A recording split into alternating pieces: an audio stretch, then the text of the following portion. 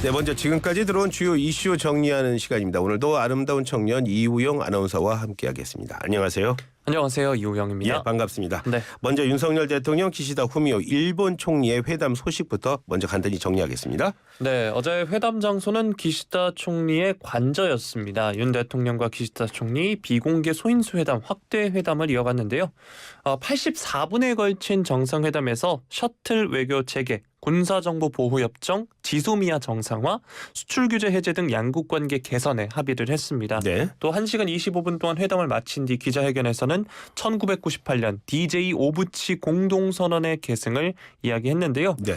윤 대통령은 오늘 정상회담과 관련해서 보편적 가치를 공유하는 가장 가까운 이웃 국가인 양국 국민께 한일 관계 새로운 출발을 알려드리게 돼 뜻깊게 생각한다 밝혔습니다. 네, 가장 궁금한 이번 한일 정상회담에 대해서 강제동원 피해자 측 어떤 의견들 내놓고 있습니까?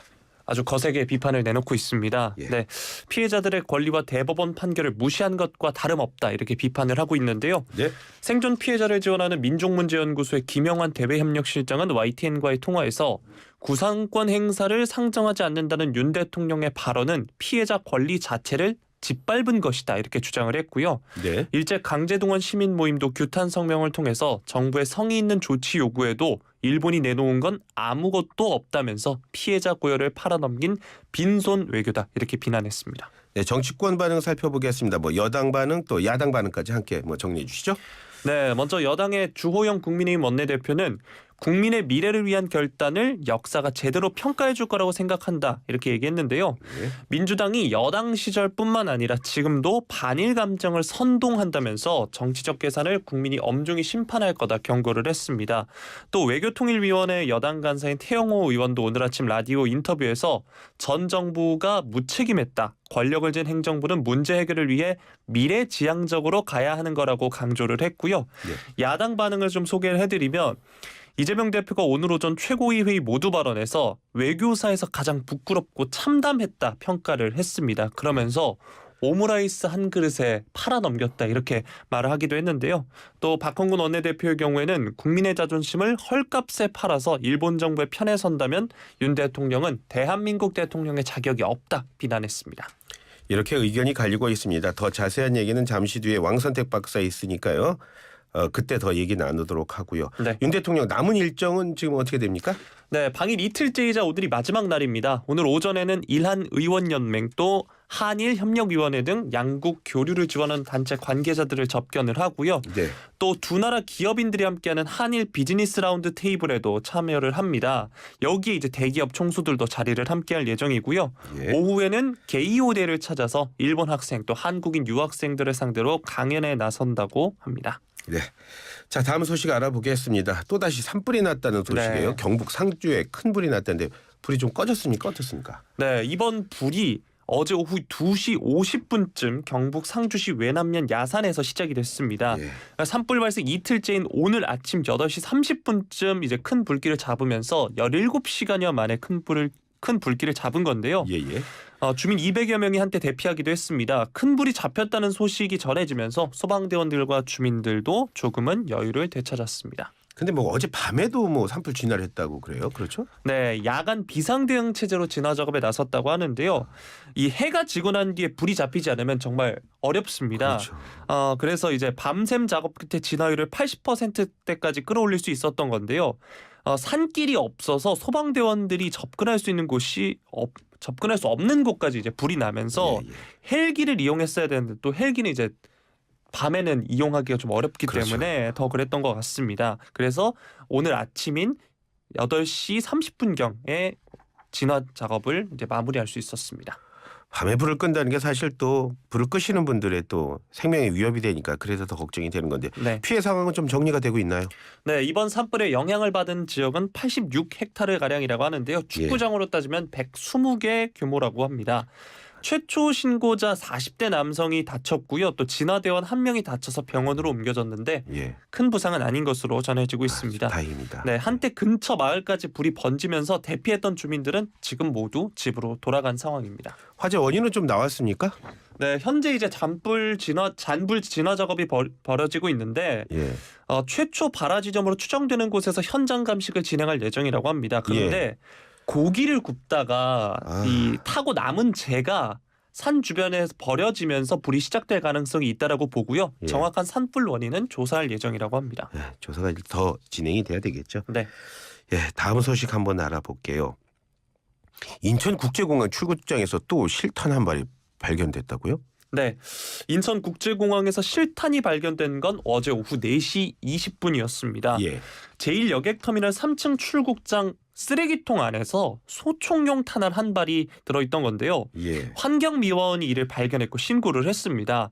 이 실탄이 있던 곳은 보안구역은 아니고요. 예. 누구나 출입할 수 있는 장소였는데 경찰이 출동해서 일대를 수색했지만 더 발견된 실탄은 없었습니다. 자, 그런데 문제는 지난 10일에도 인천공항에서 그때는 권총용 실탄이었어요. 그때도 또 발견됐잖아요. 2발인가요? 맞습니다. 지난 10일에 필리핀 마닐라로 가려던 항공기 내에서 이제 실탄이 발견돼서 비행기 안에서 발견된 거고요. 네, 당시 승객이 대피하는 소동도 있었는데요. 예. 오전 8시 5분에 이제 대한항공 여객기에서 실탄이 발견됐다는 신고가 접수가 됐습니다. 이 권총에 들어가는 9mm 탄환인 것으로 전해졌는데요. 처음에 승객이 좌석 밑에 떨어져 있는 실탄을 발견해서 승무원에게 알렸다고 합니다. 그래서 이 항공기는 이륙 직전에 터미널로 되돌아왔고요.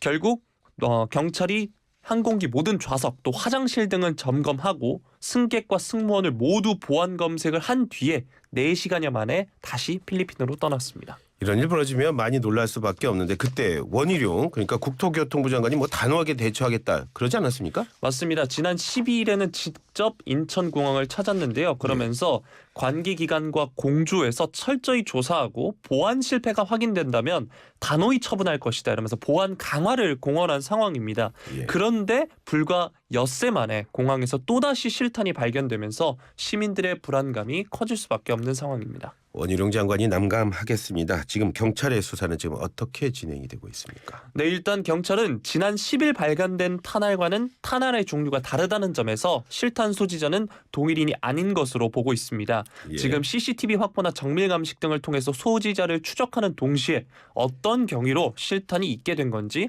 확인에 주력할 방침입니다. 예. 마지막 소식은 10대 폭력 사건 가져오셨어요? 네, 전남 목포에서 벌어진 일인데요. 고등학생 15살 A군은 최근 전남 목포의 한 모텔에 감금된 채 또래 3명에게 주먹과 발로 무차별 구타를 당했습니다. 이 가해 학생들은 1시간 동안 모텔 도구를 이용해서 가학적인 폭행을 저질렀고요. 칼로 위협도 했습니다. 그러면서 신고하면 보복하겠다 협박까지 했습니다. 이런 폭행의 정황은 어떻게 처음 알려졌어요? 네, A군은 일단 물건까지 다 뺏겼는데요. 예. 홀로 병원으로 이동해서 부모에게 이 사실을 알린 겁니다. 아픈 상태에서 간 거군요. 네, 전치 6주 지금 나와 있고요. 양측 고막 파열로 전치 3주의 상해도 입었다고 합니다. 피해 학생 아버지에 따르면 가해 학생들은 구타뿐만 아니라 옷을 다 벗기고 사진도 찍었다고 하고요. 현관 비밀번호까지 물어봤다고 합니다. 참 난폭하네요. 네, 가해 학생들은 잡혔습니까? 네, 다음 날 상해 등의 혐의로 경찰에 붙잡혔는데요. 예.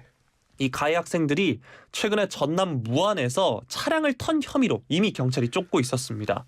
예. 가해 학생 3명에게는 구속영장이 청구가 됐는데 범죄 전력이 있는 1명만 구속이 된 상황이고요. 예. 다른 2명 가운데 1명은 또 중학생 1학년이라서 형사처벌받지 않는 촉법 소년이라고 합니다.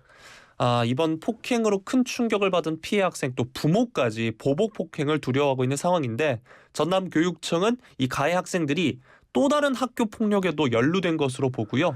징계위원회를 열어서 징계 수위 정할 방침입니다. 계속 해왔던 거네요. 네. 자, 충북에서도 이번에 여중생이 또래에게 폭행을 했다 이런 얘기가 또 있죠. 네, 집단 성폭행과 불법 촬영을 당했다는 소식인데요. 어제 경찰에 따르면 충북 도내 한 중학교에서 동급생들에게 집단 성폭행을 당했다는 내용의 고소장이 부모에 의해서 경찰에 접수됐다고 합니다. 청주 소재 중학교 재학생 4명에서 5명이 이 A 양을 여관으로 유인해서 성폭행과 불법 촬영을 했다는 건데요. 예. 어떻게 전해졌냐면 A 양과 상담을 하던 한 예. 사회복지사가 예. 이걸 신고했다고 합니다. 예. 이 사회복지사가 성폭행 피해를 인지를 했고 경찰에 신고를 했다고 하고요. A 양은 현재 정신적 충격을 호소하며 입원 치료 받는 중이라고 합니다. 예. 폭행을 당한 학생들이 용기를 내야 합니다. 그리고 네. 사회가 도와줘야 하고요. 더 글로리 혹시 보셨어요? 네, 맞습니다. 예. 드라마 공개 전부터 가장 관심 모았던 게 이거 어떻게 끝나냐 하는 거였는데 결론에 만족하십니까?